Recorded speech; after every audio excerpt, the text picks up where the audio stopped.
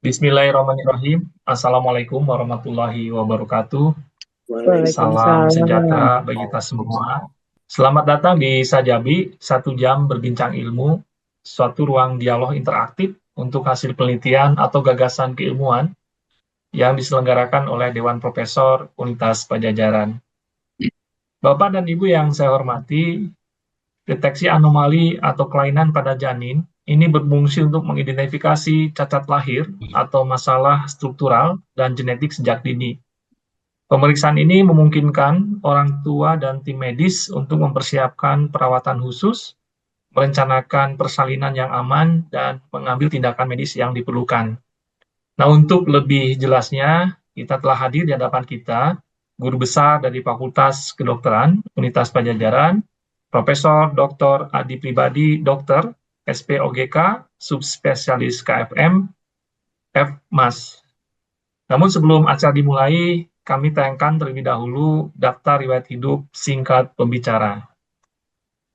Profesor Dr. Adi Pribadi, Dokter SPOGK Subspesial KFM, F. Mas, beliau lahir di Bandung 10 Januari tahun 1970 dengan bidang keilmuan, ekokardiografi, feto-maternal, dan prenatal diagnosis. Beliau pendidikan terakhir adalah S3 Ilmu Kedokteran Universitas Pajajaran dengan riwayat penugasan sudah mengalami 5 penugasan, di antaranya adalah Kepala Divisi Feto Maternal Rumah Sakit Hasan Sadikin, Fakultas Kedokteran Universitas Pajajaran dari tahun 2018 sampai sekarang. Riwayat penelitian dari tahun 2023 sampai 2025 telah melaksanakan 4 judul penelitian, sedang publikasinya beliau sudah menghasilkan buku sebanyak 15 judul buku ilmiah, dan ini yang menurut saya sangat spesialis gitu ya dengan Pak Prof. Adi ini adalah menghasilkan 1 judul buku novel populer, luar biasa. Kemudian dengan indeks Scopus 31 artikel, kemudian indeks Google Scholar 8, dan menghasilkan hak kekayaan intelektual 15. Kemudian beliau juga mendapatkan 4 penghargaan, di antaranya Satya Lancana Karya Satya dari Presiden Republik Indonesia. Kita memasuki acara inti, yaitu presentasi dari Profesor Dr. Adi Pribadi, Dr. SPOGK, Subspesialis KFM, F. Mas. Untuk itu, waktu dan tempat kami persilakan. Maka Kang Prof. Baik, terima kasih Prof. Iman. Terima kasih juga Prof. Akbar Bajari sebagai Ketua Dewan Profesor yang sudah memberi kesempatan pada saya memberikan sedikit eh, sharing ilmu pada pada sore ini di acara Sajabi. Baik, pada sore ini kita akan berbincang mengenai deteksi anomali janin pada saat periode kehamilan. Hal ini saya kira tidak akan habis dalam 1 jam ini karena terus terang begitu concern seorang ibu terhadap kesehatan janin, tidak hanya seorang ibu tapi melibatkan keluarga termasuk kakek, nenek, suami, mertua dan sebagainya.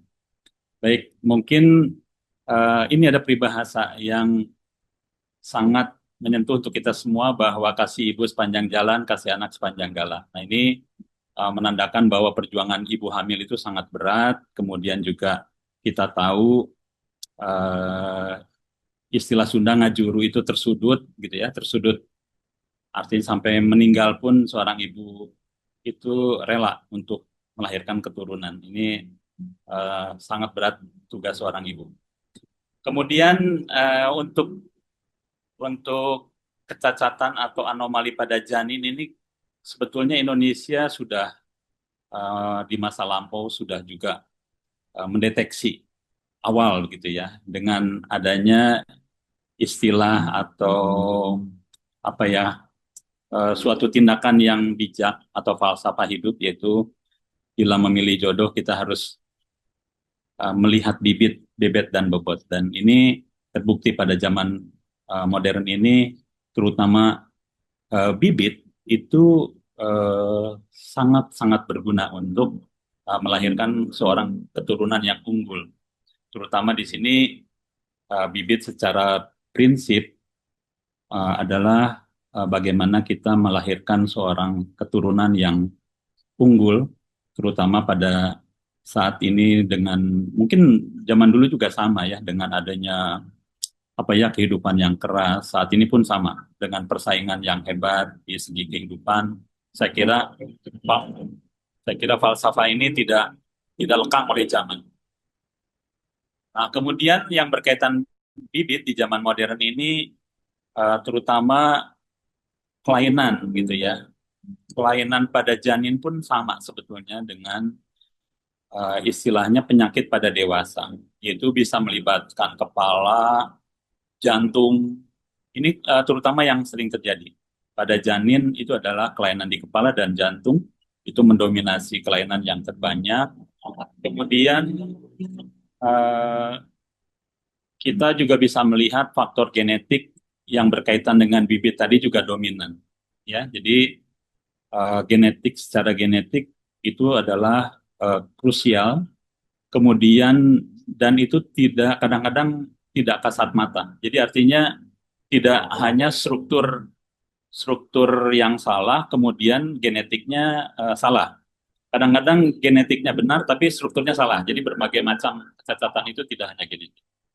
Kemudian faktor yang lain kita bisa melihat di sini faktor nutrisi, kemudian merokok.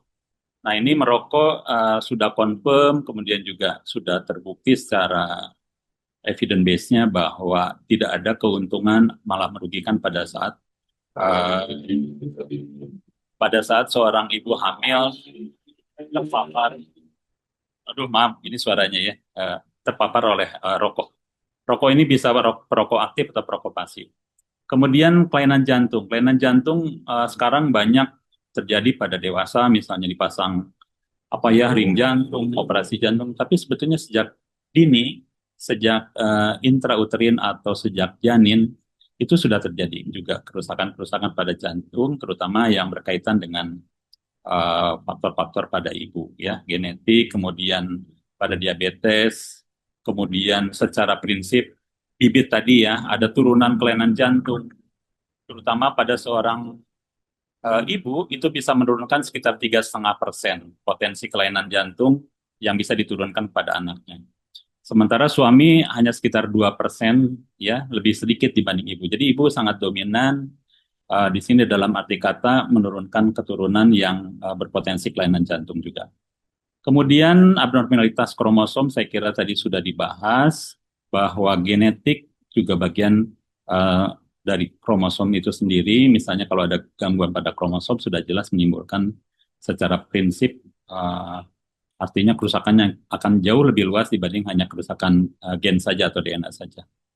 Kemudian kerusakan pada paru-paru, pada ginjal pun sama dengan penyakit-penyakit yang lain.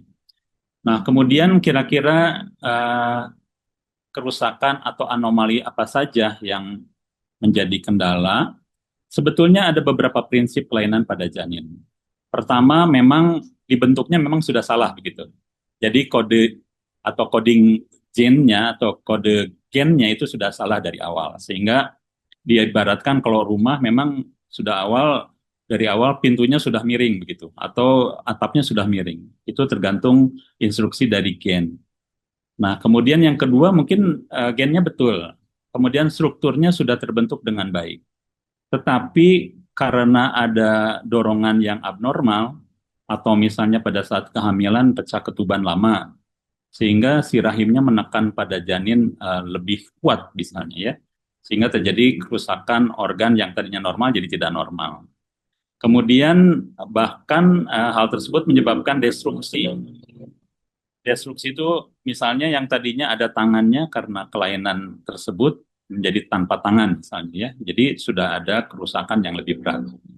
Kalau tadi hanya deformitas saja atau gangguan bentuk saja, kesininya sudah terganggu atau kekurangan organ secara umum ya. Sehingga dari ketiga jenis ini eh, malformasi ini juga menjadi hal yang penting. Jadi kalau misalnya secara gennya benar, tetapi perawatan eh, ANC itu atau perawatan pada saat kehamilan juga harus baik ya untuk deteksi dini. Nah, kemudian ini kita bisa melihat malformasi, kemudian deformasi dan disrupsi. Nah, malformasi ini memang sejak awal tadi sudah kurang baik. Contohnya kita bisa melihat gambar Nenggelis ini Down syndrome misalnya ya, trisomi 21. Kemudian yang kedua secara genetik juga kita tahu di Indonesia ada artis ya. Kita bisa melihat di sini Ucok Baba. Ucok Baba secara secara kelainan secara kelainan itu adalah genetik. Jadi dwarfism pada Ucok Baba ini adalah genetik. Ya, jadi itu malformasi. Kalau deformasi kita bisa melihat gambar. Misalnya yang tadinya normal, kemudian karena tadi ketubannya kurang atau ada kelainan yang lain sehingga penekanan yang berlebihan pada rahim sehingga terjadi kerusakan organ karena desakan tersebut. Atau disrupsi, disrupsi yang tadinya ada tangan tiba-tiba tangannya terpotong misalnya. Ini pada limb reduction, ini juga misalnya pada pecah ketuban lama, hal ini juga bisa menyebabkan hal demikian. Ya, jadi ketiga macam ini bisa terjadi sebagai penyebab dari anomali. Nah, kemudian sekarang penyebab penyebab untuk kelainannya sendiri kita bisa melihat tadi genetik sudah dibahas. Inadequate prenatal care artinya apa? Jadi misalnya begini, dari awal memang sudah baik, kemudian ada zat yang krusial pada awal kehamilan yaitu asam folat. Kemudian asam folatnya tidak dosisnya kurang atau tidak adekuat. Asam folat itu terutama membentuk otak, kemudian tulang tulang punggung, sehingga ada kelainan pada otak, kemudian tulang punggung. Ya, itu pada inadequate prenatal care. Kemudian terpapar chemical atau kimia, bahan kimia yang berat. Ini tadi menyebabkan disrupsi bisa, kemudian pertumbuhan otaknya kurang baik, pertumbuhan ginjalnya kurang bagus dan sebagainya karena kontaminasi dari kimia. Ini sering terjadi kematian janin lebih awal atau keguguran berulang, terutama pada ibu-ibu yang tinggal di daerah dengan daerah industri misalnya. Kemudian infeksi. Nah, ini infeksi yang saya kira ibu-ibu sangat takut dengan toksoplasma gitu ya, TORS. Nah, ini salah satu penyebab kecacatan juga dengan terpapar dengan toksoplasma. Kemudian merokok tadi sudah dibahas, alkohol juga sama, tidak ada tempat untuk alkohol dan merokok pada saat ibu hamil. Kemudian eh, ini sering terjadi pada saat misalnya katakan seorang penderita kanker, kemudian dilakukan terapi kemoterapi, kemudian hamil. Nah, ini pesan dari saya khusus bagi ibu-ibu dengan kondisi pengobatan kronis, misalnya yang sering itu adalah TBC, pengobatan TBC, kemudian pengobatan diabetes, pengobatan tiroid, penyakit jantung, sebaiknya tidak hamil dulu. Ya, nah, karena beberapa obat mungkin berpengaruh akan menyebabkan cacat pada janin. Nah, ini kita bisa lihat pada khusus pada autism dan kehamilan. Ini sangat ditakuti oleh ibu hamil terutama ya dan kita semua karena sejauh ini autisme ini tidak ada yang tahu penyebab pastinya apa. Tetapi selama kehamilan ada cara yang mungkin menurunkan potensi autisme yaitu penggunaan DHA atau minyak ikan. Jadi konsumsilah DHA atau minyak ikan selama hamil atau banyak mengandung makanan yang berpotensi DHA. Misalnya tadi ikan, ikan laut boleh, ikan tawar boleh, kuning telur juga sama. Ya, jadi potensi-potensi autismenya diturunkan.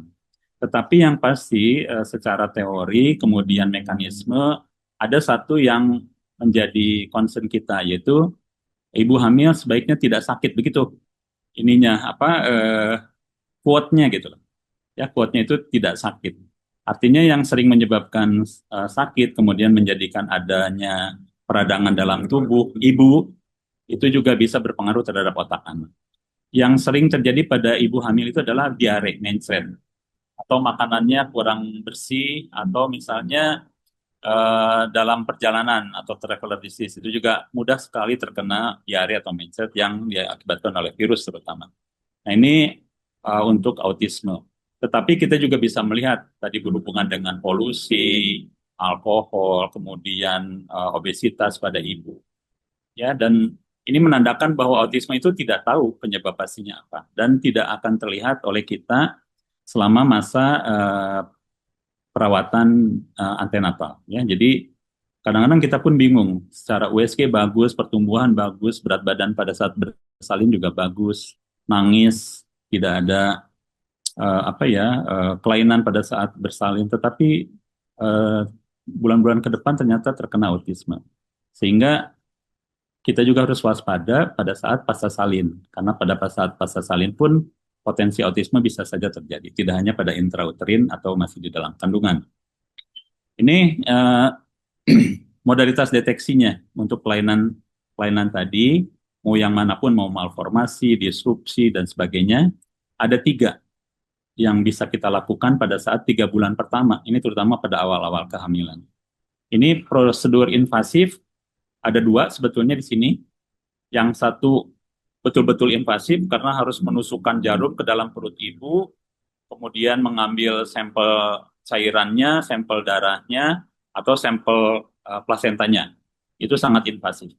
Kemudian yang kedua secara ultrasonografi ini sangat disenangi oleh seorang ibu hamil karena tanpa terasa sakit apapun. Dan secara cost effectiveness-nya sangat murah, kemudian juga bisa dilakukan kapan saja, kemudian tanpa persiapan kadang-kadang ya, membutuhkan mungkin pada awal kehamilan harus kantung kemihnya terisi dan sebagainya, tidak invasif. Nah, yang ketiga yang merah ini yang saat ini lagi happening itu adalah non-invasive prenatal testing, yaitu pemeriksaan untuk kromosom, gen dan sebagainya hanya mengambil dari darah ibu. Jadi invasifnya sedikit. Ditusuk darah, kemudian dikeluarkan, kemudian dilakukan diperiksa di laboratorium. Ini nanti ditentukan kromosom pada janinnya apakah ada kelainan atau tidak. Nah, prosedur invasif bisa diambil cairan ketuban dan sebagainya, itu cenderung lebih sensitif, kemudian lebih baik hasilnya, ya, akurasinya lebih baik dibanding dengan NIPT. Mungkin nanti saya sampaikan pada slide berikutnya. Tetapi untuk 3 bulan pertama tentu USG adalah pilihan yang sangat baik. Ini prosedur invasif kita bisa melihat ditusukkan jarum ke dalam perut ibunya, tentu seorang ibu hamil ataupun keluarga juga takut ya, takut ketusuk bayinya dan sebagainya. Tetapi ya tentu di tangan orang yang terbiasa melakukan ini, prosedur ini relatif aman. Aman dalam tanda kutip sesuai dengan prosedur ya. Tetapi apapun itu namanya tindakan medis, selalu kita berbicara pasti potensi terjadi efek samping, komplikasi dan sebagainya tetap ada. Ini kita bisa melihat cairan ketuban bisa diambil, kemudian plasentanya contohnya bisa diambil, atau bahkan darah janin juga bisa diambil ya. Jadi 3 ini makanya dinamakan prosedur invasif. Tetapi kalau kita lakukan, kemudian diambil sampelnya, diperiksa kromosomnya itu sangat sensitif, sangat baik hasilnya. Akurasinya sangat baik.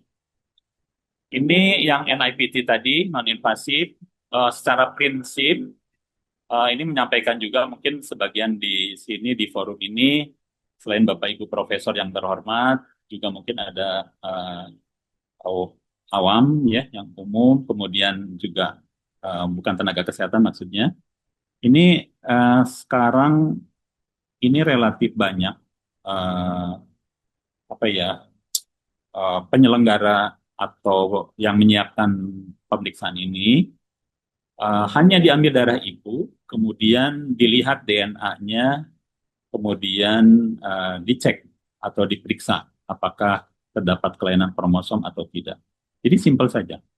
Tetapi di awal-awal dan sampai sekarang pun cost-nya relatif mahal.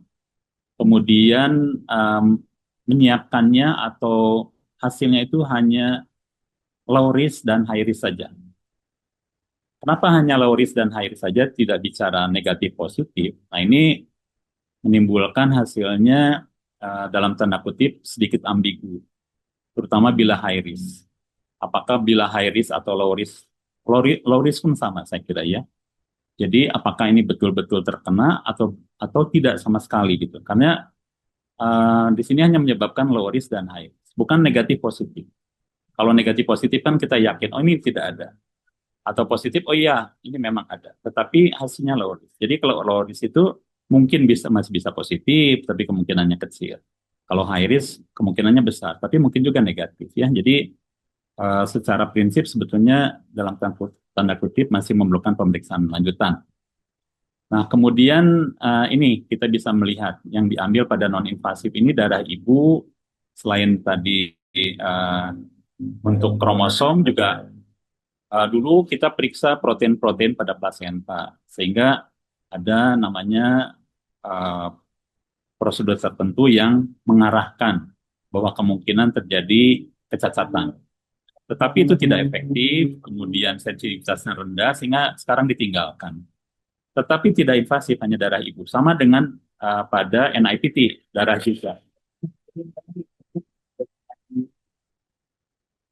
Tetapi pada NIPT ini hanya dilihat kromosom dan gen, tapi tidak melihat protein yang lain. Dan invasif tadi tindakannya. Ini contoh pemeriksaan kromosom seks sangat penting, dan kelainan kromosom seks juga bisa terjadi pada siapa saja. Ini contoh nyata dekat-dekat waktu ini mungkin ya kita ada Aprilia Manganang, seorang atlet voli, kontroversi jenis kelaminnya apa. Ya, ternyata begitu diperiksa eh, bukan perempuan katanya. Jadi mengarah ke laki-laki sehingga akhirnya merubah jadi jenis kelaminnya laki-laki dari perempuan gitu ya.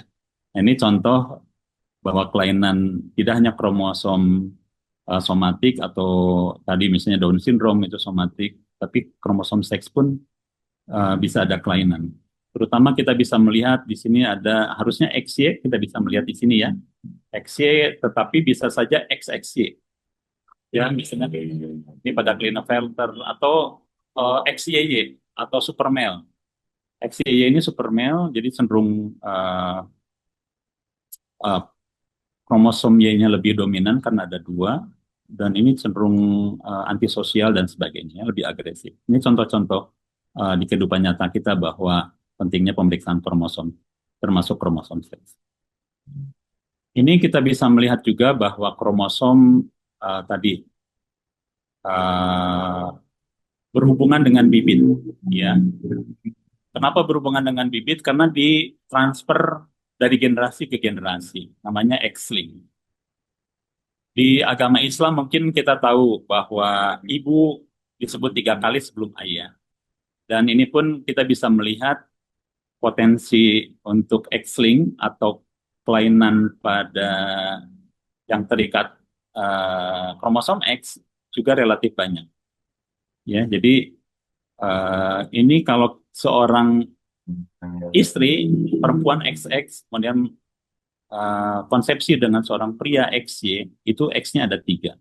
Kemudian Y-nya 1. Jadi kita bisa melihat potensi yang dilanjutkan oleh kromosom X bila terdapat uh, apa ya link itu ya yang menempel pada X itu relatif meningkat dan terbawa antar generasi. Kita bisa melihat yang sering itu adalah buta warna. Buta warna itu adalah resesif X-link ya. Jadi diturunkan misalnya nih kita bisa melihat yang karier kemudian menikah dengan laki-laki yang normal, nanti anaknya terutama yang laki-laki akan terafek atau terjadi penyakitnya, sementara yang perempuan sebagian 50% ini, yang perempuan sebagian 25% pembawa karier dan yang normal.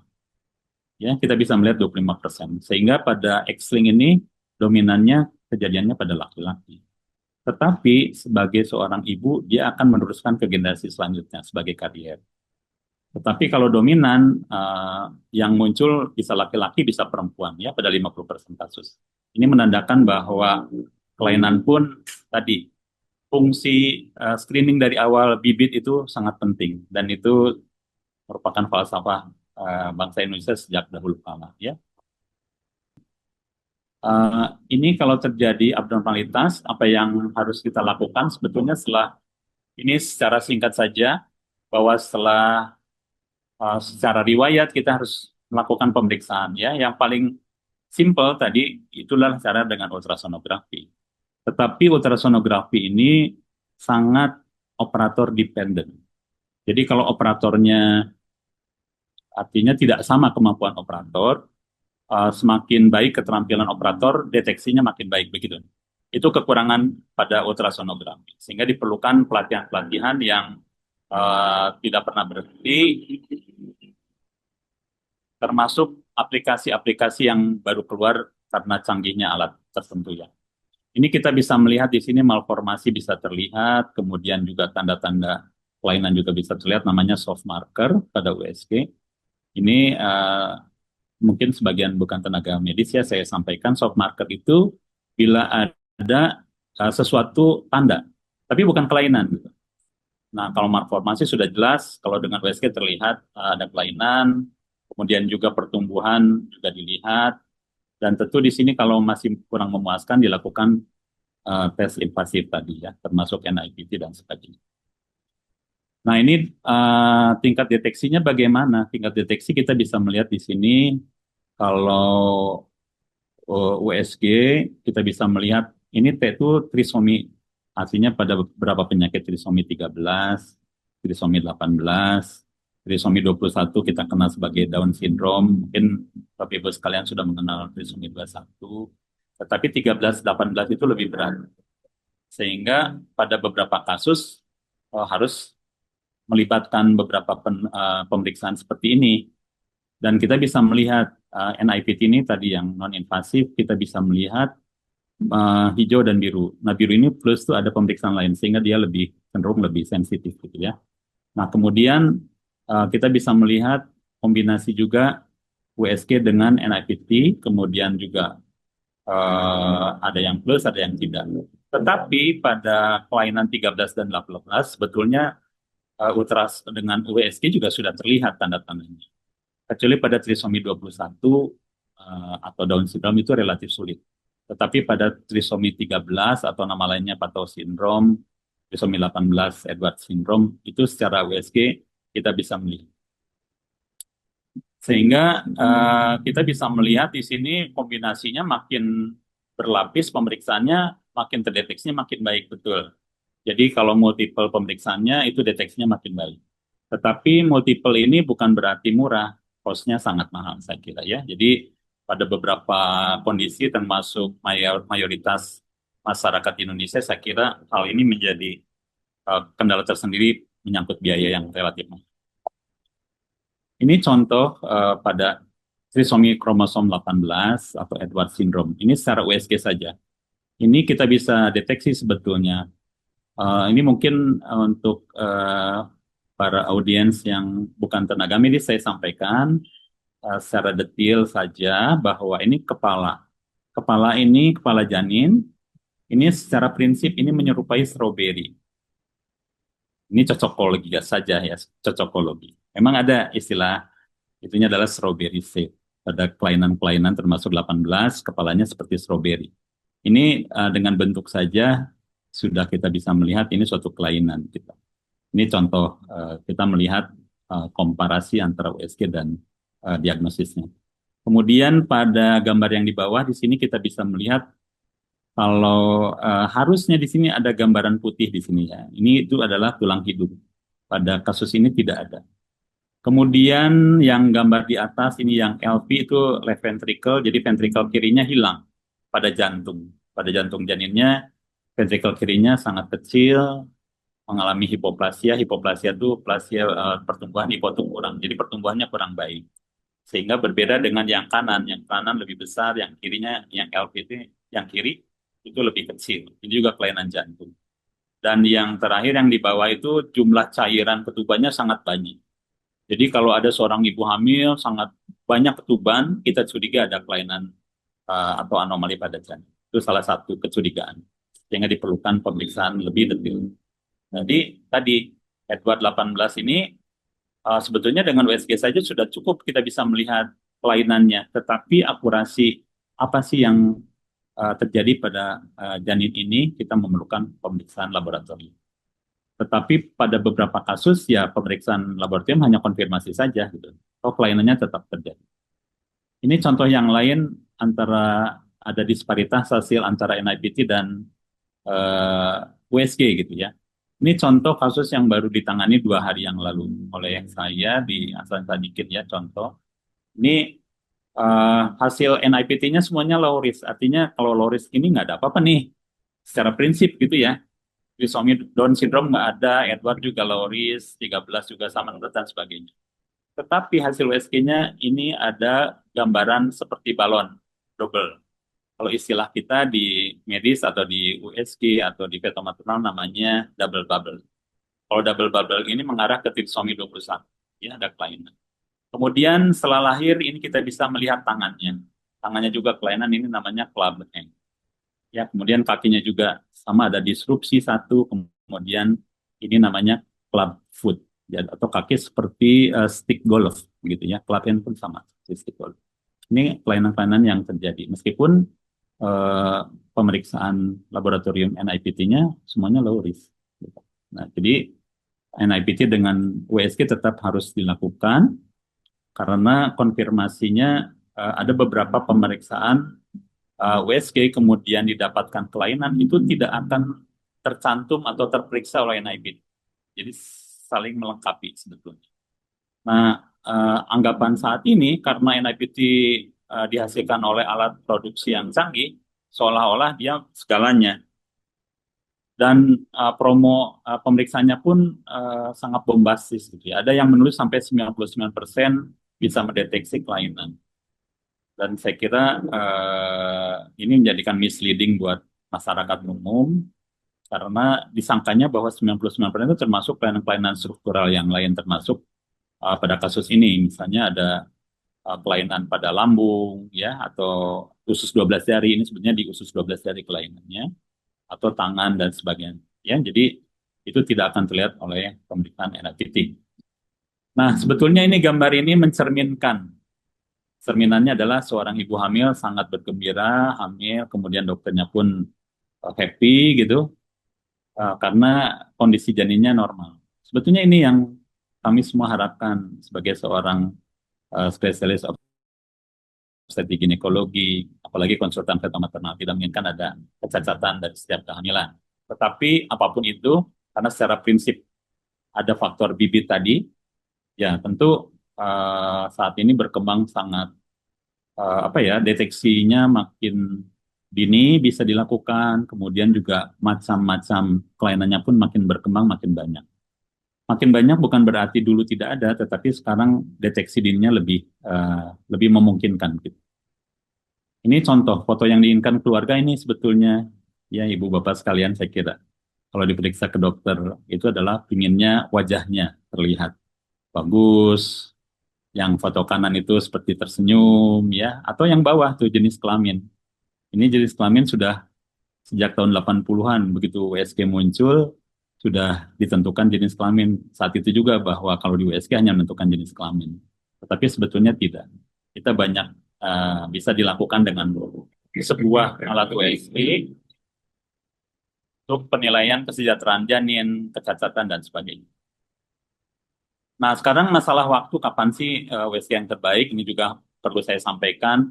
Untuk kelainan itu akan muncul sebetulnya sejak awal kehamilan. Tergantung kelainannya jenis yang mana. Kelainan jenis itu tentu di sini bisa tumbuh tidaknya seorang janin, kemudian mulai muncul kepala kapan, mulai muncul jantung kapan, itu sejak awal. Tetapi yang akan terlihat oleh sebuah alat itu mungkin sekitar 8-9 minggu sudah terlihat. Ya. Pada panduan ini kita bisa melihat early fetal ultrasound screening. Bisa dimulai 10 minggu, tetapi kalau khusus untuk trimester pertama, kita lakukan di 13 minggu. Jadi USG bisa dilakukan sejak 10 minggu untuk awal screening, tetapi biasanya tidak lengkap, dan akan mulai lengkap itu adalah 13 minggu. Termasuk organ jantung dan sebagainya sudah mulai terlihat lebih lengkap. Kemudian di sini juga ada namanya preeklamsia. Preeklamsia itu mumpung sekarang hari-hari menjelang hari preeklamsia, saya sampaikan juga di sini, preeklamsi itu adalah hipertensi pada kehamilan secara umumnya. Mungkin ini untuk yang bukan tenaga medis, mungkin kalau yang tenaga medis paham mengenai preeklamsi.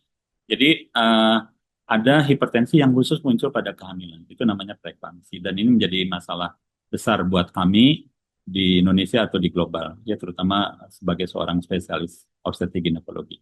Karena kejadian kematiannya sangat banyak pada kasus-kasus preeklamsi. Kalau preeklamsi itu mengenai ibu terutama pada janin pertumbuhan terhambat, tetapi kalau kecacatan terutama pada janin. Dan ini bisa di 13 minggu kita lakukan. Jadi screening yang biasa kita lakukan itu sudah 13 minggu paling dini. Kemudian ini contoh yang dilakukan apa sih gitu. Ini kita bisa melihat hampir semuanya organ. Jadi tidak hanya wajah, tidak hanya jenis kelamin. Jadi itu apa ya, quote of the day lah hari ini, bahwa pemeriksaan kehamilan itu tidak hanya untuk wajah, tidak hanya untuk jenis kelamin. Kita bisa melihat di sini kakinya normal atau tidak. Kalau ada kelainan di sini sudah bisa dilihat. Kemudian profil wajah, ada sumbing atau tidak. Kemudian ini otak. Kalau bentuknya ada kupu-kupu, ini tanda bagus. Ini kita bisa melihat seperti kupu-kupu. Ini namanya kalau di bidang medis butterfly sign, tanda kupu-kupu. Ini contoh kita bisa menentukan, oh ini otaknya baik nih. Struktur, secara struktur. Kalau fungsi kita tidak bisa. Karena tadi autisme tidak bisa. Kemudian yang lain tulang belakang kita bisa melihat, atau di sini kita bisa melihat sudah ada lambung pada janin. Janin lambung pada janin itu sangat penting. Kapan dia bisa minum dan sebagainya terlihat apakah lambungnya positif atau. Ini salah satu contoh saja. Kemudian ini tadi soft marker. Soft marker itu tanda. Ini pada kasus dengan Down syndrome. Ini sudah konfirmasi karyotypingnya betul Down syndrome ya, meskipun NIPT-nya juga sama-sama Down syndrome. Ini kita bisa melihat hanya melihat ketebalan di tengkuk saja, gitu ya. Ini makanya namanya soft marker. Di sini kita tidak bisa menentukan Down syndrome, tetapi ini lebih ke arah risiko tinggi, sehingga konfirmasi dengan laboratorium. Itu fungsinya kita melakukan USG di awal kehamilan. Jadi kombinasi USG dan NIPT atau karyotyping itu diperiksa kromosomnya hampir sama dengan NIPT, tetapi metodenya berbeda. Itu sangat perlu untuk menentukan jenis. Tetapi masalahnya apakah bisa diobati atau tidak? Nah itu yang sering jadi pertanyaan seorang pasien. Bila kita menentukan apakah ini ada cacat atau tidak. Ini contoh yang lain. Ini pada kasus 9, kalau nggak salah 9 mingguan ini ya, 9-10 minggu lah. Ini contoh kembar siam. Ini kita bisa melihat kembar siam kita deteksi di 10 minggu, lebih kurangnya 9-10 minggu ya. Kemudian ada dua badan yang menempel. Ini contoh karakter atau gambaran USG lah. Gambaran USG khas untuk kembar siam. Jadi dari awal sudah kita tentukan, ini kembar siam. Tapi apakah bisa diterapi atau tidak? Nah itu pertanyaan ibu selanjutnya pasti demikian. Ada hal yang harus diingat pada kembar siam, yaitu apakah organnya bisa dipisahkan atau tidak. Kalau bisa dipisahkan, saya kira ramalannya baik, kemudian bisa dilakukan operasi saat setelah bersalin. Kemudian kalau tidak, itu menjadi masalah tersendiri. Bahkan mungkin ibu bapak sekalian pernah mendengar ada yang kembar siam menikah gitu ya. Jadi bagaimana kehidupan hari-harinya saya tidak tahu pasti. Tapi yang pasti menikah dengan satu pria, kebetulan kembar siamnya perempuan. Ya. Nah ini bisa artinya deteksinya bisa dilakukan lebih awal. Kemudian ini juga sama pada kasus kelainan jantung. Kelainan jantung juga bisa kita deteksi. Yang sebelah kiri ini kondisinya normal, tetapi sebelah kanan ini kondisinya skatnya hilang atau namanya AVSD atau ventricular septal defect. Artinya ada skat jantungnya yang hilang. Ini tidak ada bagian yang ini. Ini yang normal, ini yang tidak normal. Jadi deteksinya bisa dilakukan pada saat intrauterin atau pada saat masih dalam posisi janin, belum lahir. Nah ini pentingnya pemeriksaan-pemeriksaan sehingga begitu nanti disampaikan pada ibunya atau keluarganya ini lahir di mana. Jangan sampai dilahirkan di rumah sakit yang kecil, tidak ada fasilitas dan sebagainya. nanti bayinya tidak bisa ditolong. Meskipun koreksinya tidak bisa dilakukan di dalam rahim. Ini yang lain tingkat deteksi kita bisa melihat kelainan tulang berapa persen deteksinya ya. Ini jumlah ini salah satu jurnal saja. Di beberapa jurnal bahkan ada yang lebih tinggi, ada yang lebih rendah. Jadi ini sebagai gambaran saja ya. Pada kelainan pada dada berapa persen, kemudian pada tulang, skeletal tujuh rangka, kardiak tuh jantung, fasial tuh wajah, kelainan pada wajah, sumbing misalnya ya. Kemudian central nervous system itu sistem otak, abdomen itu di perut ya. Jadi ini persentasenya yang bisa kita lihat akurasinya mana yang lebih baik. Ini sebagai gambaran saja bahwa tingkat deteksi ini sangat dipengaruhi oleh operator. Nah, apakah anomali pada janin dapat dilakukan koreksi atau terapi? Ini pertanyaan selanjutnya kalau seorang ibu kita sampaikan bahwa ini ada kelainan. Ya, ini yang kita bisa sampaikan ada 3 tahap. Hidup dapat dikoreksi bayinya setelah lahir, hidup tidak dapat dikoreksi yang kedua, dan meninggal setelah melahirkan. Ya, yang merah. Jadi kalau hidup dapat dikoreksi, contoh misalnya tadi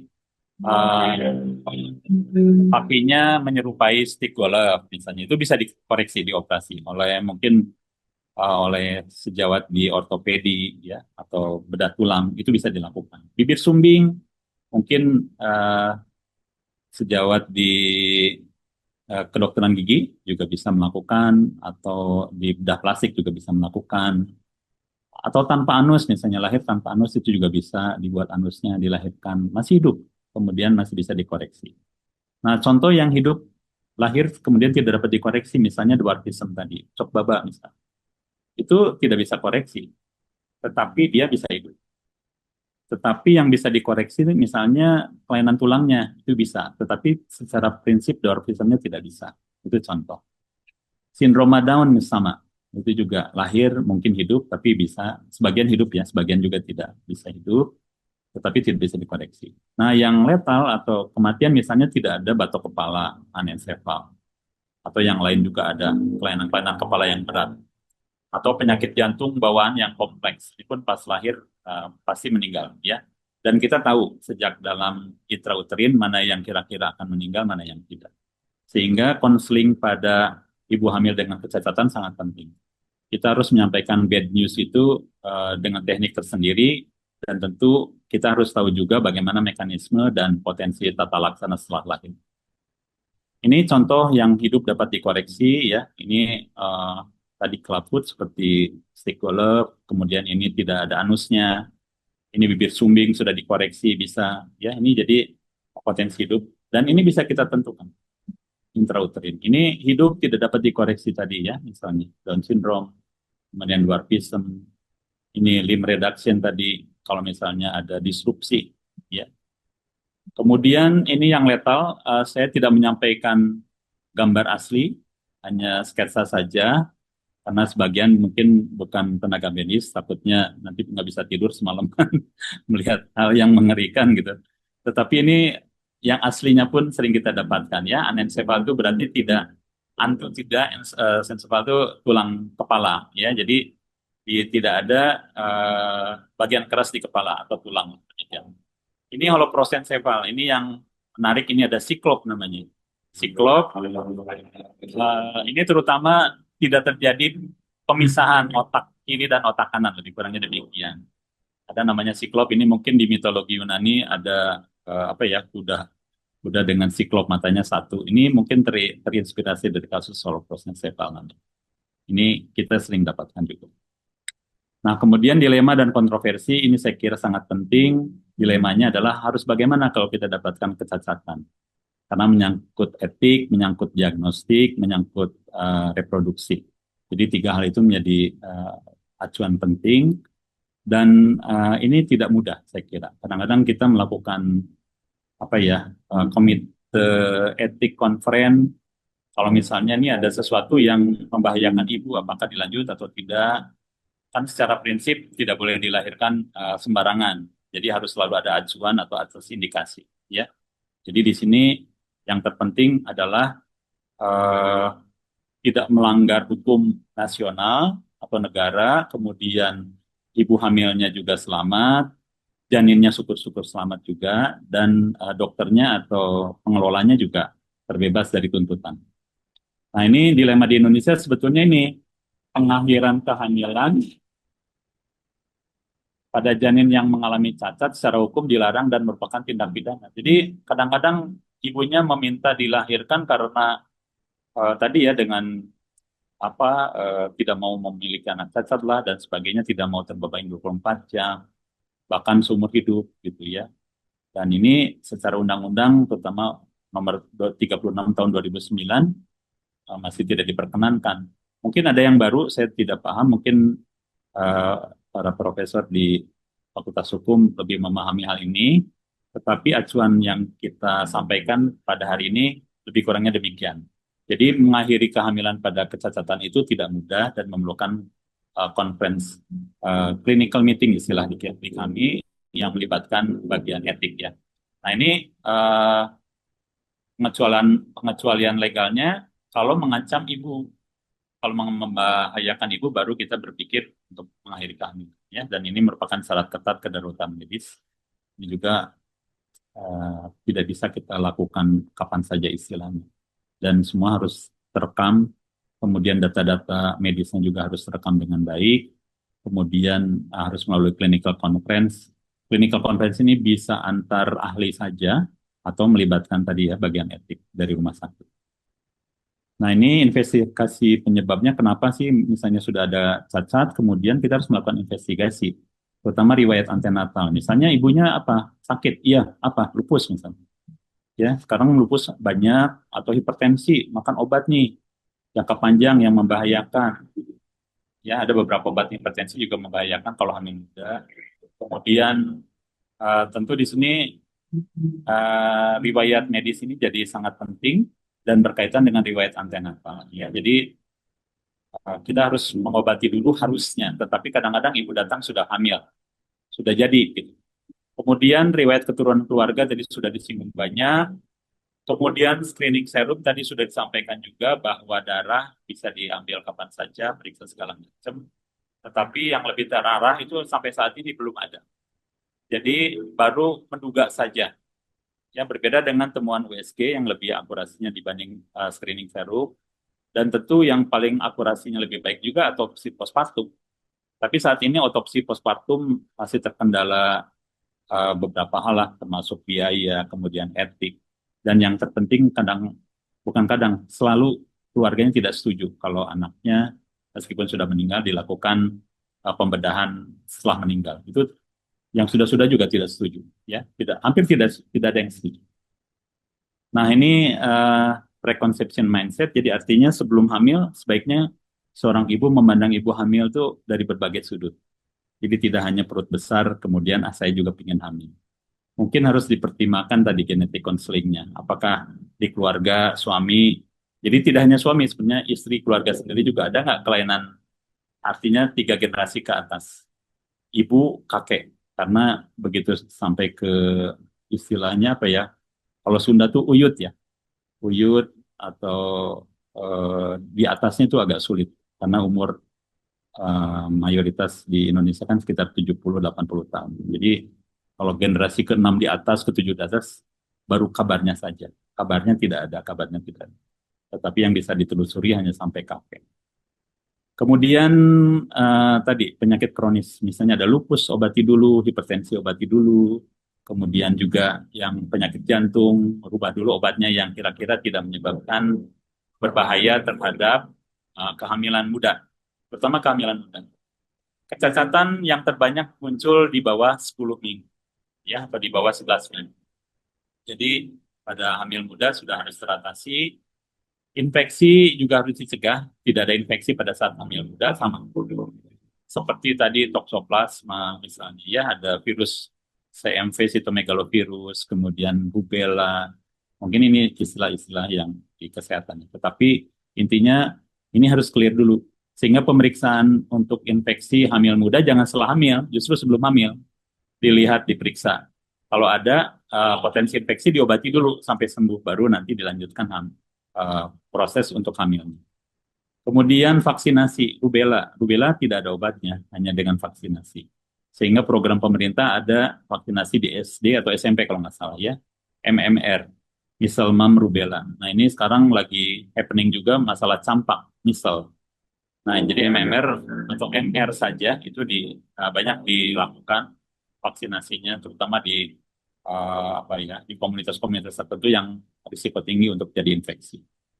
Kemudian pernikahan antar keluarga dekat ini juga dihindari untuk terjadinya kecacatan karena nanti yang X-link tadi muncul karena pasti karier-karier X-linknya banyak gitu di antar keluarga. Jadi harus dengan keluarga yang lain atau orang jauh begitu cara menghilangkan turunan buruk atau bibit yang buruk pada galur keluarga. Ya, jadi harus menikah dengan orang lain yang lebih sehat dibanding keluarga sendiri. Tetapi kalau keluarga dekat, potensi muncul kelainannya lebih besar. Kemudian mutagen protection. Nah ini saya kira dengan pemberian asam folat, kemudian juga menghindari kontak dengan zat kimia tadi ya, polutan, itu mengurangi potensi-potensi dari mutagen ini. Kemudian tidak ada alkohol, tidak ada obat, ya terutama yang tadi bisa obat yang bersifat medis atau yang non medis dihindari. Kemudian yodium, kita tahu yodium sangat penting ya untuk mengurangi potensi gondok atau kelainan tiroid pada ibu yang bisa berpengaruh pada janin, ya terutama 3 bulan pertama. Pada 3 bulan pertama janin belum bisa membentuk yodium tiroid, hormon tiroid, sehingga semuanya ditransfer dari ibu. Kalau ibunya tidak ada hormon tiroid juga muncul dwarfisme untuk anaknya. Ya. Jadi potensinya di 3 bulan pertama. Asam folat adekuat ini sangat penting, terutama tadi untuk pemeliharaan pada antenatal ya atau kontrol kehamilan. Kemudian ini yang penting ANC-nya adekuat, antenatal care atau kontrol kehamilan yang adekuat. Kita sekarang Kementerian Kesehatan menganjurkan 6 kali selama kehamilan, tetapi kalau ada risiko tinggi bisa lebih dari 6 kali. Itu minimal 6 kali. Nah, ini mungkin kesimpulan. Jadi deteksi dini anomali pada janin dapat dilakukan, kemudian hal tersebut bermanfaat untuk tetap terlaksana pasca salin. Artinya bila ada kelainan tertentu, jangan dilahirkan di daerah atau di fasilitas yang tanpa ada penunjangnya gitu. Jadi kalaupun ada kecacatan, lahirkan di instalasi yang bisa menolong agar bisa survive. Kemudian yang ketiga, anomali pada janin sebagian dapat dikoreksi, selain itu dapat pula menyebabkan kematian pasca salin. Jadi tergantung mana jenisnya gitu ya. Ada beberapa yang tadi hidup dan bisa dikoreksi, hidup tidak dikoreksi, atau letal atau kematian. Dan konseling prakonsepsi sangat penting ini untuk mencegah anomali pada janin, terutama pemberian asam folat, saya kira. Ini asam folat untuk ibu hamil, mohon disebarkan oleh audiens pada sore ini, Bapak Ibu sekalian, Bapak Ibu Profesor, untuk mencegah kecacatan secara umum, saya kira. Jadi sebelum hamil, sebaiknya mengkonsumsi asam folat minimal 3 bulan. Baik, sebelum saya tutup, mungkin tadi ada pepatah peribahasa, di akhir ini saya mau berpantun. Dekat rumah ada sarang lebah, jadi sulit saat mau lewat. Jangan lupa makan sayur dan buah, agar janin tumbuh baik dan sehat. Mungkin itu peribahasa yang berkaitan dengan topik kita pada sore ini. Terima kasih atas kehadirannya, atas atensinya, dan pada Dewan Profesor, saya sangat berterima kasih dapat memberikan materi pada sore hari ini. Assalamualaikum warahmatullahi wabarakatuh. Selamat sore. Waalaikumsalam warahmatullahi wabarakatuh. Waduh, ini pengetahuan sangat luas sekali ya, Prof ya. Terutama saya sendiri kan punya bujang dan perawan. Ya, Prof. Nah, sebentar lagi juga kemungkinan kan mungkin dalam 1-2 tahun menikah. Tentunya kan kalau melihat cerita tadi, ya tentunya kita harus memilih-milih juga mungkin ya calon Ya, menantunya gitu ya seperti itu. Nah, saya kira menarik sekali ini apa yang disampaikan oleh Prof Adi ini ya. Akan lebih menarik lagi kalau misalkan ini sudah ada pertanyaan, Prof ya. ya. Tadi sudah ada yang angkat tangan, mungkin bisa langsung. Silakan dari PPDS saya lihat tadi, Bangga.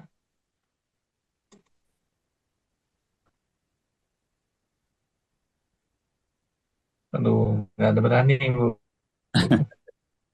Prof ya, atau mungkin sudah jelas. Mungkin saya pertanyaan Prof ya. Tadi Silakan. saya tadi ya sudah saya sampaikan bahwa mungkin sebentar lagi saya juga punya menantu, kalau menantu lah begitu ya Prof ya. Tapi Ya, kan kalau kita tanya misalkan ya, kamu punya keluarga keturunan gimana nih seperti itu kan nggak enaknya Prof ya begitu. Seolah menghinakan begitu keluarga ini. Terus bagaimana nih Prof caranya gitu ya supaya kita tahu supaya nanti kemungkinan-kemungkinan itu tidak muncul gitu. Ya, ini ya, cara yang terbaik seperti apa nih? Mungkin itu, Prof. Silakan, Prof. ya. Terima kasih, Prof. Iman. Jadi memang kita di Indonesia ini lebih ke arah ewuh pakai ewuh dengan calon mantu atau calon mertua nih, Prof ya, atau dengan mantu kita sendiri. Tetapi kalau di luar itu sudah strict. Misalnya, ini misalnya di beberapa negara itu untuk thalassemia itu adalah kelainan darah yang mudah pecah ya, Prof.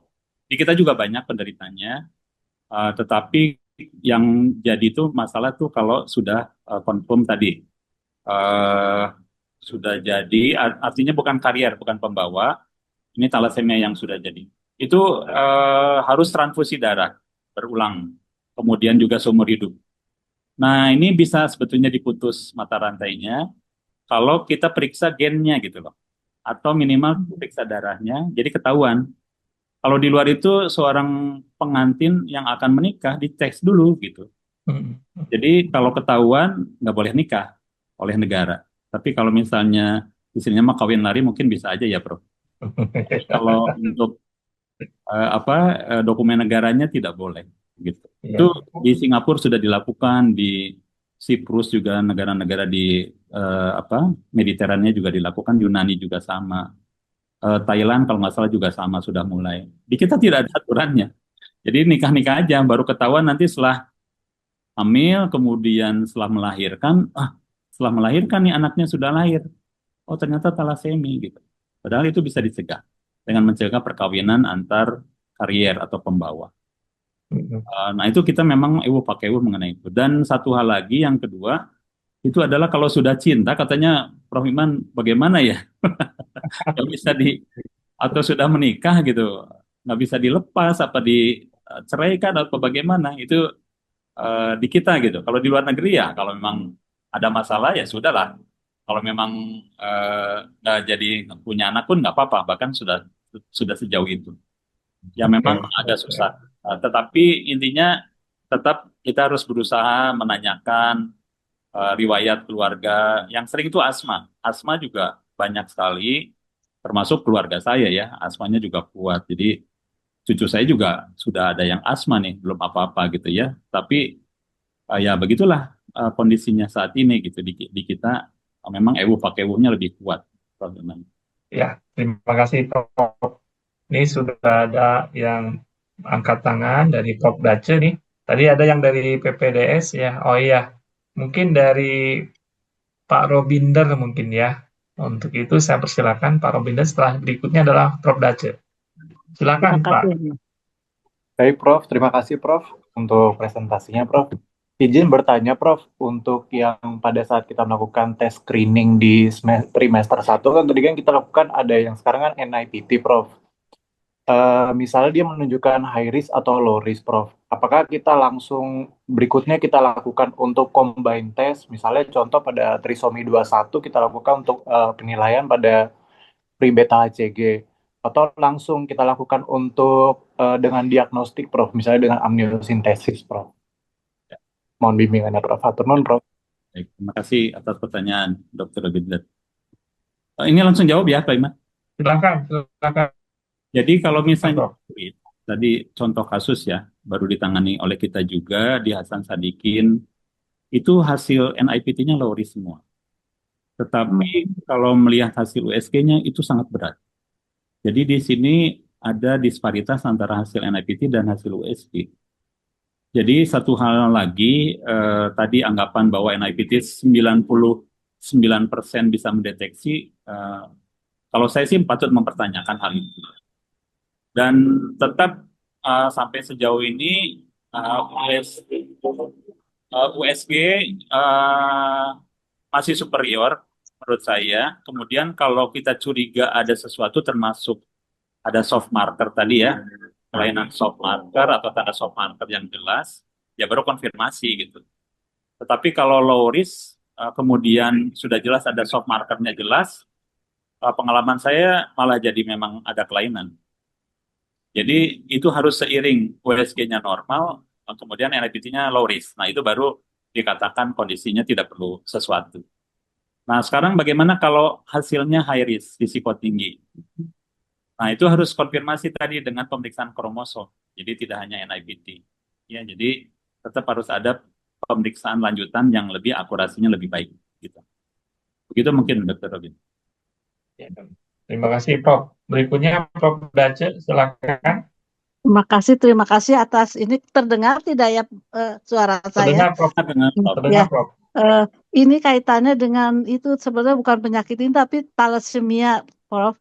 Ya, Jadi ibu saya itu minor thalassemia dan kemudian pas dicek gitu kenapa apakah selalu diturunkannya ke anak perempuan. Jadi kakak saya yang perempuan thalassemia terus kemudian saya juga. Nah, kemudian waktu itu saya ada bantuan dari waktu itu ada SMA 3 tuh mengadakan apa sih ulang tahun juga di Prodia sehingga saya mengajak keponakan yang laki dan keponakan yang perempuan. Pasti tes yang minor tuh yang perempuan juga. Nah, gitu. Kemudian apakah itu selalu diturunkannya ke anak perempuan gitu? Punten ini di luar ini ya jadi ke thalassemia. Hatur nuhun, Prof. pasti. Enggak, ini masih dalam konteks kelainan anomali pada janin, Prof. Uh, Diabetes, kemudian talasemi itu sebetulnya masuk ke dalam bentuk lain dari anomali pada janin, terutama kelainan. Ya, memang pada talasemi tadi salah satu penelitian saya juga itu adalah 7% ibu hamil itu sebagai karier atau pembawa talasemi. Tetapi secara prinsip ada mungkin ini ya dulu ada seolah-olah Darwin mengatakan ada pedigree ya, pedigree itu jadi apa ya turunan, Iya, apa ya galur turunan mungkin. galur. Ya galur turunan. Itu tidak hanya pada perempuan sebetulnya pada thalassemia bisa pada laki-laki pedigree ini. Jadi itu karena random itu artinya kan bisa terjadi kapan saja sama siapa saja. Jadi pada khusus thalassemia tidak hanya pada perempuan, tapi pada laki-laki pun bisa. Gitu. Dan itu menjadi isu sebetulnya sudah jadi isu nasional, tetapi di kita gerakannya masih kurang gregetnya dibanding yang di luar gitu ya. Kalau di luar seperti Singapura itu penderita baru yang mayornya bukan karier, mungkin karier banyak ya, Prof. Mayornya itu hampir 0 per tahun. Sementara di kita penderita baru relatif banyak. Dan itu sebetulnya bisa ditelusuri dengan pedigree itu ya atau jalur keluarga. Ya, itu. Jadi tidak hanya perempuan, bisa laki-laki juga. Oh, juga bisa ya. Oke. Atur nuhun, Prof. Bisa nih, ya. Terima kasih. Ada satu pertanyaan lagi. Bapak dan Ibu, silakan.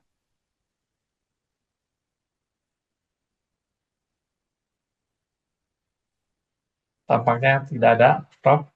Oke, kita akhiri pertemuan ini ditutup oleh sudah ya. Oleh Ketua Dewan Profesor. Untuk itu waktu dan tempat saya persilakan, Prof. Atwar. Ya, terima kasih Kang Prof. Iman, Kang Prof. Adi pribadi, terima kasih sudah berbagi ilmunya yang luar biasa bagi kita orang awam ya, bagi seorang yang menyimak dengan rumus-rumus dan prediksi-prediksi yang luar biasa, walaupun gimana itu teh ya Prof menyimaknya karena mungkin formulasi bidang medik dan kedokteran tidak semuanya paham gitu. Walaupun saya SMA IPA gitu. Tapi kan sudah sangat sangat advance begitu. Terima kasih sekali Pak Prof, ini luar biasa. Sebenarnya saya ingin nanya tadi itu sesuatu, tapi takut salah gitu aja. Nanti kalau ketemu ngobrol gitu ya. Ya. Kebetulan saya punya cucu ketiga, tadinya mau punya calon cucu ketiga, tapi janinnya tidak tumbuh sempurna. Hmm. Akhirnya tadi seperti Kang Prof kan ya terpaksa harus dikeluarkan ya. Tapi beberapa penyebabnya waktu itu dijelaskan, takut salah nanti daripada salah saya malu di sini forunya semuanya banyak dokter-dokter yang luar biasa. Sekali lagi saya mengucapkan terima kasih dari tim Dewan Profesor dalam episode Sajabi yang ke 514 kalau tidak salah, 315 dengan tema yang sangat detail, rincian yang luar biasa. Dan saya selalu kalau ada para guru besar menyajikan hasil-hasil risetnya itu, kita belajar banyak. Alhamdulillah juga pada hari ini. Kami tidak bisa memberikan apa namanya sesuatu yang eh, setimpal dengan ilmu yang sudah di-share selain ucapan terima kasih dan sertifikat yang nanti akan dikirim via email Kang Prop dari Dewan Profesor. Mudah-mudahan ini sebagai bentuk apresiasi dari kami. Mudah-mudahan ilmunya semakin barokah, Prof. Ini kan dalam rangka menolong atau ya menyelamatkan generasi kesekian demi bangsa yang lebih sehat dan lebih berkah. Hatur nuhun. Assalamualaikum warahmatullahi wabarakatuh. Hatur nuhun, Pak Prof. Waalaikumsalam warahmatullahi